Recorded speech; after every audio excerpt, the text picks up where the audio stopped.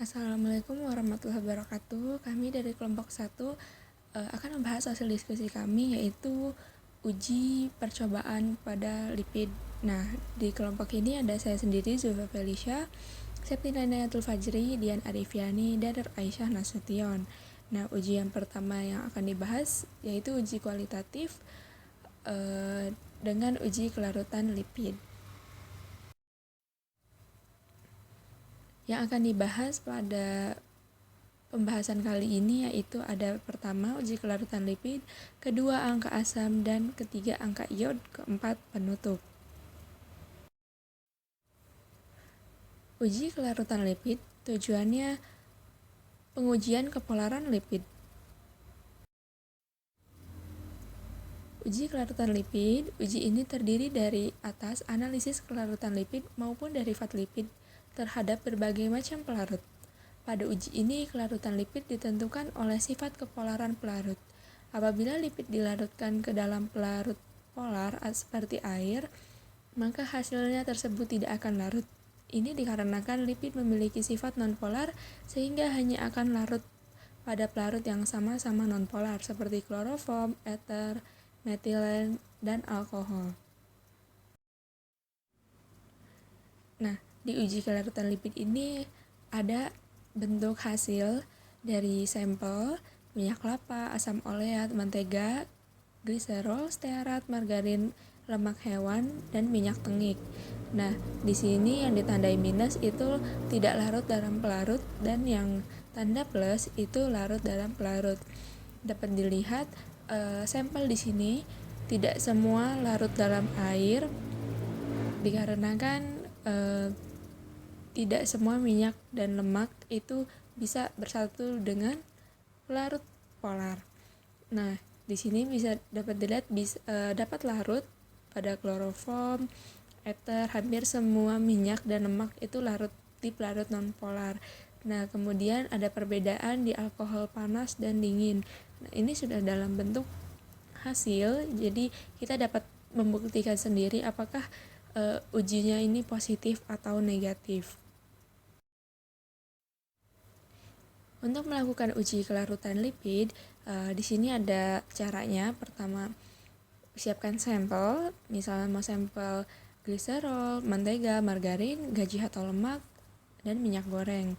Kemudian dimasukkan ke dalam tabung reaksi masing-masing 100 mg sampel, kemudian ditambahkan masing-masing 2 tabung 2 ml pelarut dan aquades. Nah, pelarutnya bisa menggunakan eter, benzen, aseton, alkohol, dan kloroform. Kemudian kocok kuat-kuat selama 2 menit dan diamkan 10 menit. Nah, kemudian jika hasil kurang jelas nih, kurang nampak yang pada tabung reaksi, ambil 1 tetes larutan dan teteskan ke kertas saring. Keringkan dan perhatikan adanya bercak atau uji bercak pada sampel. Nah, di sini kertas ini juga membuktikan jika hasilnya tidak terlalu terlihat. Di kertas saring ini akan menunjukkan apakah lipid atau lemak tersebut atau minyak itu larut dalam pelarut atau tidak. Nah, kertas itu akan membantu kita bisa melihat dengan menggunakan mata kita untuk membuktikan apakah berhasil atau tidak berhasil. Uji kelarutan lipid. Mekanisme uji kelarutan lipid atau lemak ini adalah dimulai dengan penambahan pelarut pada sampel. Pelarut polar akan mengurangi gaya tarik antara ion yang berlawanan, memecah ikatan kovalen elektrolit kuat dengan pelarut ini bersifat amfiprotik, membentuk ikatan hidrogen dengan zat terlarut. Sedangkan pelarut nonpolar tidak dapat mengurangi daya tarik-menarik antara ion-ion karena konstanta dielektriknya yang rendah. Ia pun tidak dapat memecahkan ikatan kovalen dan tidak dapat membentuk jembatan hidrogen. Pelarut ini dapat melarutkan zat-zat nonpolar dengan tekanan internal yang sama melalui induksi antara aksi dipol. Terima kasih, itu tadi uji kelarutan lipid. Selanjutnya akan ada uji kuantitatif, yaitu angka asam yang akan dilakukan oleh Mbak Aisyah. Saya persilahkan. Terima kasih kepada saudari Zulfa yang telah memberikan saya waktu. Saya akan melanjutkan terkait dengan uji angka asam. Selanjutnya, di sini saya akan sedikit menjelaskan tentang pengertian dari bilangan asam yang mana yaitu parameter kuantitatif yang digunakan untuk menentukan banyaknya asam lemak bebas dalam minyak. Nah, dinyatakan dalam mg basa per gram minyak. Pada bilangan asam juga menunjukkan banyaknya asam lemak bebas dalam minyak dan dinyatakan dengan mg basa per gram minyak. Kemudian, bilangan asam juga merupakan parameter dalam menentukan kualitas minyak. Dari bilangan asam, yaitu banyaknya asam lemak bebas yang ada dalam minyak disebabkan dengan reaksi hidrolisis pada minyak, terutama pada saat dilakukan pengolahan. Nah, semakin banyak asam lemak bebas atau FFA, yaitu free fatty acid, semakin tinggi bilangan asam. Nah, semakin tinggi bilangan asam, maka semakin rendah kualitas minyak. Jadi perlu kita ingat ataupun perlu kita garis bawahi, semakin banyak asam lemak bebas, semakin tinggi bilangan asam. Semakin tinggi bilangan asam, maka semakin rendah kualitas minyak. Nah, pentingnya uji bilangan asam yaitu yang pertama, mutu minyak goreng ditentukan oleh titik asapnya, yaitu dengan suhu pemanasan minyak sampai terbentuk akrolein yang tidak diinginkan. Kemudian, hidrolisis gliserol akan membentuk aldehida tidak jenuh atau akrolein.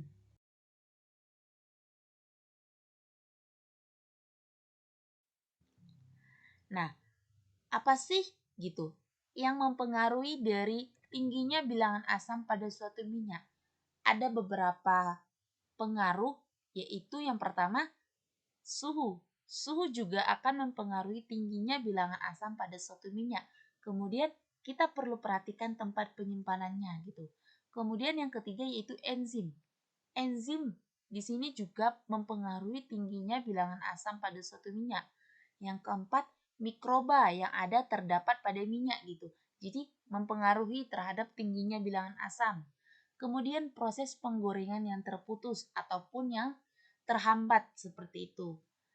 Yang tidak selesai pada saat penggorengan dan ini juga menyebabkan tingginya bilangan asam pada suatu minyak.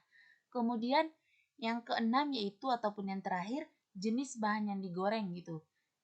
Akan mempengaruhi tingginya bilangan asam pada suatu.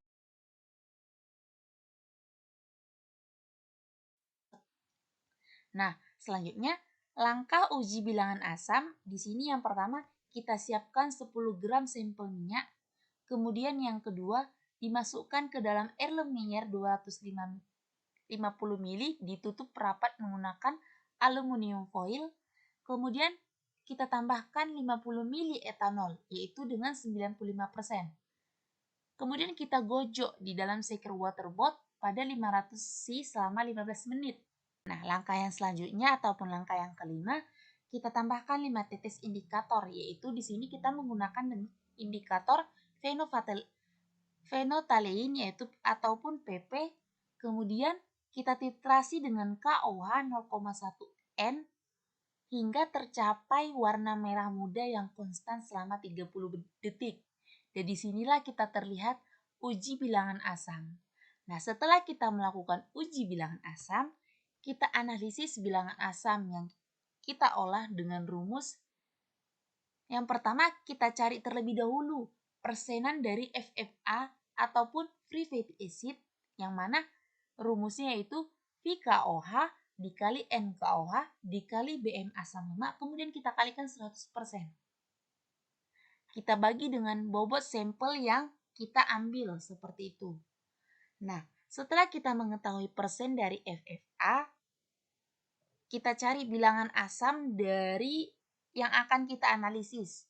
Yang mana yaitu persen FFA kita kalikan dengan BM dari KOH, kemudian kita bagi dengan BM asam lemak per 10 seperti itu. Nah, dari bilangan asam yang kita peroleh di dalam perhitungan rumus di atas ataupun yang saya jelaskan, dibandingkan dengan standar SNI 3741 sampai dengan 2013 yang menetapkan kadar maksimal bilangan asam pada minyak yaitu sebesar 0,6 mg KOH per gram. Oke, sekian presentasi pada saya yaitu dengan mengenai uji bilangan asam. Selanjutnya saya persilahkan kepada saudari Dian untuk melanjutkan presentasi pada kali ini. Baik, terima kasih. Di sini saya akan membahas mengenai uji iodin. Selanjutnya yaitu pengertian bilangan iod. Bilangan iod adalah jumlah iod yang dapat diserap oleh 100 gram lemak atau minyak yang jumlahnya dinyatakan dalam gram. Asam lemak tidak jenuh dalam minyak atau lemak mampu menyerap sejumlah iod dan membentuk ikatan jenuh. Besarnya jumlah iod yang diserap minyak inilah yang menunjukkan banyaknya ikatan rangkap. Jadi, bilangan iod dapat dinyatakan dalam jumlah gram iod yang diserap 100 gram minyak atau lemak. Selanjutnya, lemak yang tidak jenuh dengan mudah dapat bersatu dengan iodium. Semakin banyak iodium yang digunakan, maka semakin tinggi derajat ketidakjenuhan. Biasanya, semakin tinggi titik cair dan semakin rendah kadar asam lemak tidak jenuh, dan demikian pula derajat ketidakjenuhan dari lemak bersangkutan. Asam lemak jenuh biasanya padat dan asam lemak tidak jenuh adalah cair. Karena semakin tinggi bilangan iodium, maka akan semakin tidak jenuh dan semakin lunak lemak tersebut. Bilangan iod bisa dicari dengan rumus bilangan iod sama dengan B-S kali N kali 12,69 dibagi G. Keterangannya, B adalah banyaknya Na2S2O3 0,1 N yang dipakai pada titrasi Blanco. Kemudian S, banyaknya Na2S2O3 0,1 N yang dipakai pada titrasi sampel. Kemudian N yaitu normalitas larutan Na2S2O3 0,1 N setelah distandarisasi.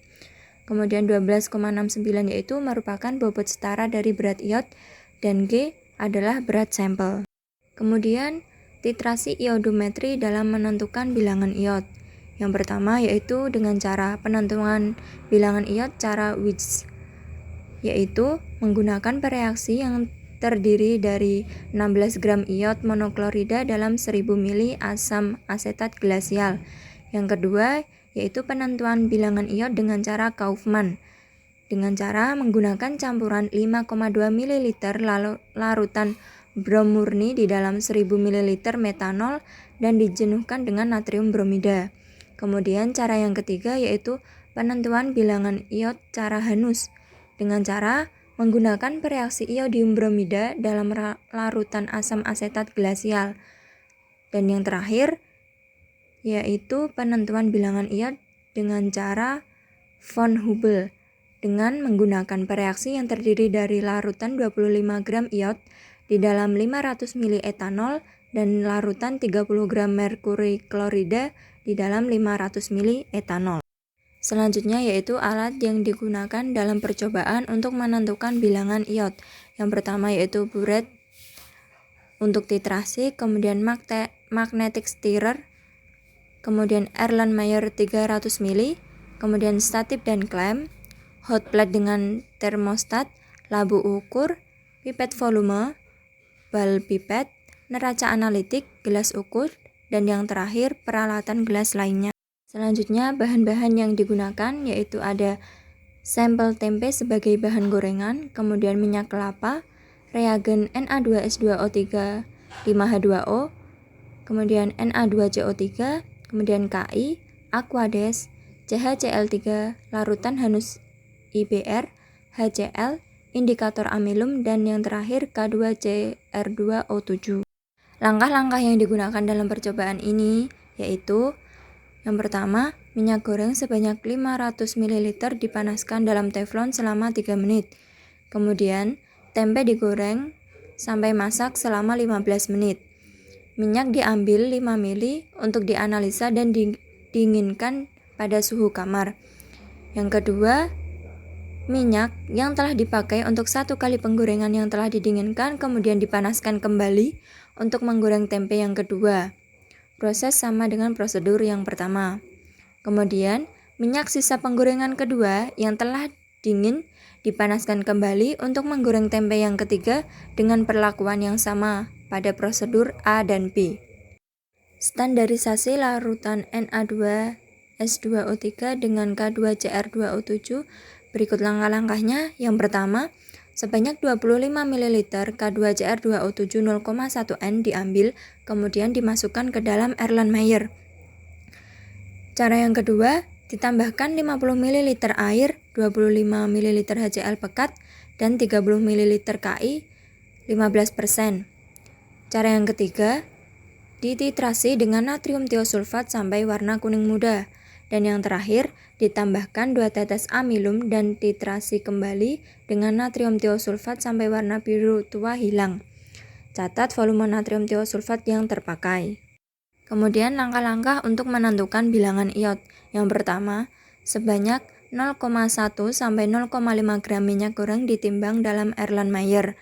Ditambah dengan 20 ml CHCl3 sebagai pelarut dan 25 ml larutan hanus ditambahkan, kemudian ditutup dan dibiarkan di tempat gelap selama 30 menit dengan sesekali dikocok. Kemudian ditambahkan 20 ml larutan Ki 15% dan 100 ml Aquades, kemudian Erlenmeyer ditutup dan dikocok dengan hati-hati. Selanjutnya, larutan kemudian dititrasi dengan larutan tiosulfat 0,1 N sampai warna larutan berubah menjadi kuning pucat atau muda. Dan yang terakhir, setelah larutan berwarna kuning pucat, ditambahkan 2 ml indikator amilum. Kemudian dititrasi, dilanjutkan sampai warna biru hilang. Selanjutnya, langkah-langkah untuk titrasi blanko. Caranya sama seperti penentuan bilangan iod, tetapi di sini menggunakan blanko yang sudah disediakan. Selanjutnya akan dilanjutkan oleh Mbak Dian. Baik, selanjutnya adalah pembahasan. Di sini menurut Standar Nasional Indonesia, bilangan iod yang terdapat di dalam minyak kelapa setelah dipakai secara berulang-ulang umumnya itu adalah 45. Jadi nanti ketika bilangan iodnya itu di bawah 45, maka minyak tersebut tidak baik untuk dikonsumsi karena dapat meningkatkan kolesterol. Selanjutnya adalah hasil standarisasi larutan natrium tiosulfat dengan kalium dikromat. Nah, di sini dilakukan 3 kali titrasi dengan volume kalium dikromatnya itu sebesar 25 ml. Kemudian untuk volume natrium tiosulfat yang terpakai pada titrasi yang pertama itu sebesar 25,3 ml, kemudian pada titrasi yang kedua sebesar 25,6 ml, dan pada titrasi yang ketiga didapatkan 25,4 ml. Sehingga rata-rata dari volume natrium tiosulfat yang terpakai ini adalah 25,43 ml. Nah, selanjutnya kita bisa mencari konsentrasi dari natrium tiosulfat setelah distandarisasi tersebut. Dengan rumus normalitas dikali volume dari natrium tiosulfat sama dengan normalitas dikali dengan volume kalium dikromat. Nah, didapatkan, teman-teman bisa melihatnya, normalitas natrium tiosulfat sebesar 0,098 normalitas. Selanjutnya pada uji penentuan bilangan iod. Nah, sebelumnya dilakukan titrasi menggunakan larutan blanko. Nah, biasanya larutan blanko ini tidak diberikan sampel di dalamnya. Larutan blanko itu sendiri yang digunakan terdiri dari 20 ml larutan CHCl3, kemudian 25 ml larutan hanus, 20 ml kalium iodida 15%, dan 100 ml Aquades. Jadi total dari volume reaksinya itu sebesar 165 ml. Nah, dari 3 kali pengulangan titrasi didapatkan volume titrasi blankonya sebesar pada titrasi yang pertama 15,3 ml, kemudian pada titrasi yang kedua 15,5 ml, dan pada titrasi yang ketiga sebesar 15,7 ml, sehingga rata-ratanya adalah 15,5 ml. Setelah dilakukan titrasi menggunakan larutan blanko, sekarang akan dilakukan titrasi terhadap sampel. Nah, sampel yang digunakan pada 1 kali titrasi itu sebesar 0,1 gram. dan volume total reaksinya itu sebesar 165 ml. Kemudian volume dari larutan natrium tiosulfat yang terpakai pada titrasi sampel itu dicatat. Nah, ini dipaparkan pada tabel ya. Contohnya pada sampel yang sebelum penggorengan itu titrasi yang pertama, kedua, dan ketiga untuk volume natrium tiosulfatnya itu sebesar 11,75 ml. Kemudian pada sampel penggorengan yang pertama itu titrasi yang pertama dan titrasi yang kedua sebesar 11,85 ml dan titrasi yang ketiga 11,8 ml. Kemudian pada penggorengan yang kedua titranya itu sebesar 11,9 pada titrasi yang pertama, kemudian pada titrasi yang kedua sebesar 12 ml dan titrasi yang ketiga sebesar 11,95 ml. Kemudian pada sampel yang terakhir yaitu penggorengan yang dilakukan dengan pengulangan sebanyak 3 kali. Di sini titranya sebesar 12,15 pada titrasi yang pertama, kemudian 12,1 pada titrasi yang kedua, dan 12,2 pada titrasi yang ketiga. Selanjutnya adalah perhitungan bilangan iot. Nah, seperti yang telah dipaparkan pada slide sebelumnya, contohnya di sini pada sampel yang sebelum dilakukan penggorengan atau minyak kelapanya itu masih baru ya. Jadi volume dari natrium tiosulfat atau titrasi blankonya tadi kan sebesar 15,5 ml. Kemudian untuk volume natrium tiosulfat pada titrasi yang pertama, titrasi yang kedua, dan titrasi yang ketiga itu juga sama sebesar 11,75 ml. Normalitasnya juga tadi sudah dicari sebesar 0,098 normalitas. Kemudian massa sampelnya tadi 0,1 gram. Nah, dengan rumus yang ada itu kita bisa mencarinya, dan pada sampel minyak sebelum penggorengan ini didapatkan bilangan iotnya itu sebesar 46,63. Ini berlaku untuk titrasi yang pertama, kedua, dan ketiga karena volume dari titranya itu sama. Selanjutnya adalah pada sampel minyak penggorengan yang pertama. Nah, didapatkan volume titrasi blankonya itu sebesar 15,5 ml.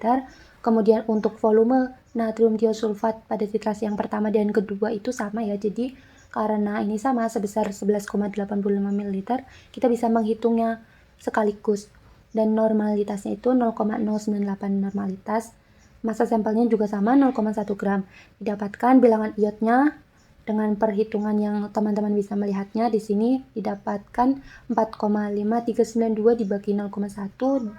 Nah, nanti hasilnya adalah bilangan iot pada titrasi yang pertama dan titrasi yang kedua pada minyak penggorengan pertama itu sebesar 45,39.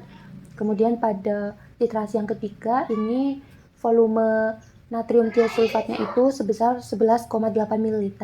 Nah, jadi hasil akhirnya didapatkan bilangan iotnya itu sebesar 46,01. Selanjutnya pada penggorengan yang kedua, di sini juga volume dari natrium tiosulfat pada titrasi yang pertama, 2, dan 3 itu berbeda. Jadi kita harus menghitungnya satu persatu. Untuk titrasi yang pertama ini didapatkan bilangan iotnya itu sebesar 44,77. Kemudian pada titrasi yang kedua dengan volume natrium tiosulfatnya itu sebesar 12 ml didapatkan bilangan iotnya itu 43,52. Kemudian pada titrasi yang ketiga volume natrium tiosulfatnya itu 11,95 ml didapatkan bilangan iotnya sebesar 44,14. Bilangan iot yang selanjutnya adalah pada sampel penggorengan minyak yang ketiga. Nah, di sini untuk volume titran dari natrium tiosulfatnya itu juga berbeda-beda. Untuk titrasi yang pertama itu sebesar 12,15 ml. Sehingga nantinya didapatkan bilangan iot pada sampel penggorengan ketiga pada titrasi yang pertama itu sebesar 41,66. Kemudian pada titrasi yang kedua untuk volume dari titranya itu sendiri 12,1 ml nanti didapatkan bilangan iotnya itu 42,28. Kemudian pada titrasi yang ketiga volume titranya itu sebesar 12,2 ml dan didapatkan bilangan iotnya itu sebesar 41,03. Nah, teman-teman, jadi untuk bilangan iot itu rumusnya hanya satu ya. Nah, di sini hasil yang berbeda-beda ini didapatkan karena volume dari titranya atau volume dari natrium tiosulfatnya itu yang berbeda-beda, sehingga menghasilkan bilangan iod itu yang berbeda-beda. Nah, kemudian bilangan iod yang berbeda-beda ini nantinya akan mempengaruhi kualitas dari minyak. Nah, pada slide ini adalah kompilasi dari perhitungan bilangan iod yang telah kita hitung pada slide-slide sebelumnya. Misalnya di sini pada sampel sebelum penggorengan, ini didapatkan rata-rata bilangan iodnya itu sebesar 46,63. Contohnya pada penggorengan yang pertama nih. Di situ kan sudah tertera nih bilangan iodnya, titrasi yang pertama, titrasi yang kedua, dan 3 itu berapa. Kemudian itu nanti dijumlahkan dan dibagi 3. Nanti hasilnya untuk rata-rata bilangan iod pada penggorengan pertama sebesar 45,59. Kemudian pada minyak penggorengan yang kedua itu didapatkan rata-ratanya 44,14, dan pada penggorengan minyak yang ketiga didapatkan rata-ratanya 41,65. Bilangan iod ini ditentukan oleh tingkat ketidakjenuhan dari minyak. Apabila tingkat ketidakjenuhan minyaknya itu tinggi, maka minyak nantinya akan mengikat iod dalam jumlah yang lebih besar dan berpengaruh juga pada bilangan iodnya yang nanti akan semakin besar. Nah, dari sampel yang telah diteliti diperoleh bilangan iodnya itu mengalami penurunan ya pada sampel yang pertama hingga keempat. Yang paling besar itu pada sampel minyak sebelum dilakukan penggorengan. Kemudian pada sampel penggorengan yang pertama juga mengalami penurunan, kemudian yang ketiga juga semakin turun, dan yang keempat itu yang paling kecil. Seperti yang telah disebutkan pada slide sebelumnya, bahwa menurut Standar Nasional Indonesia untuk bilangan iod sendiri itu sebenarnya pada kisaran 45-46. Berdasarkan data tersebut, kita bisa mengetahui pada sampel minyak sebelum dilakukan penggorengan dan juga pada minyak penggorengan pertama, itu kan bilangan iodinya masih berada pada rentang yang ditetapkan oleh Standar Nasional Indonesia.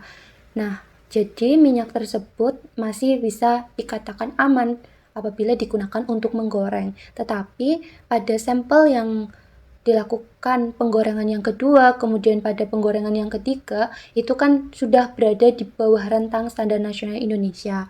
Nah, hal ini menunjukkan bahwa minyak tersebut sudah tidak aman karena akan meningkatkan kolesterol ketika digunakan untuk menggoreng. Hal ini juga menunjukkan apabila semakin kecil angka iodiumnya, maka minyak pun akan semakin jenuh. Berdasarkan pemaparan sebelumnya, dapat ditarik kesimpulan bahwa bilangan iod merupakan jumlah gram iod yang dapat diserap oleh 100 gram minyak. Bilangan iod dapat menyatakan derajat ketidakjenuhan dari minyak atau lemak. Nah, semakin besar bilangan iodnya, maka derajat ketidakjenuhannya akan semakin tinggi. Bilangan iod yang ditetapkan oleh Standar Nasional Indonesia pada minyak kelapa setelah dipakai secara berulang-ulang itu berkisar antara 45-46. Jadi ketika bilangan iod suatu minyak berada di bawah angka tersebut, maka sebenarnya minyak tersebut sudah tidak bisa lagi digunakan untuk menggoreng. Nah, karena ketika digunakan untuk menggoreng, maka ketika ada seseorang yang mengkonsumsi makanan hasil penggorengan itu, maka akan menyebabkan sakit tenggorokan, kemudian juga bisa meningkatkan kadar kolesterol yang ada di dalam tubuh. Nah, nantinya juga berimplikasi pada peningkatan terjadinya serangan jantung. Sekian pemaparan uji lipid, meliputi uji kelaratan lipid, kemudian uji angka asam dan juga angka iod. Terima kasih atas perhatiannya. Dari kami, apabila terdapat banyak kesalahan, mohon dimaafkan. Wassalamualaikum warahmatullahi wabarakatuh.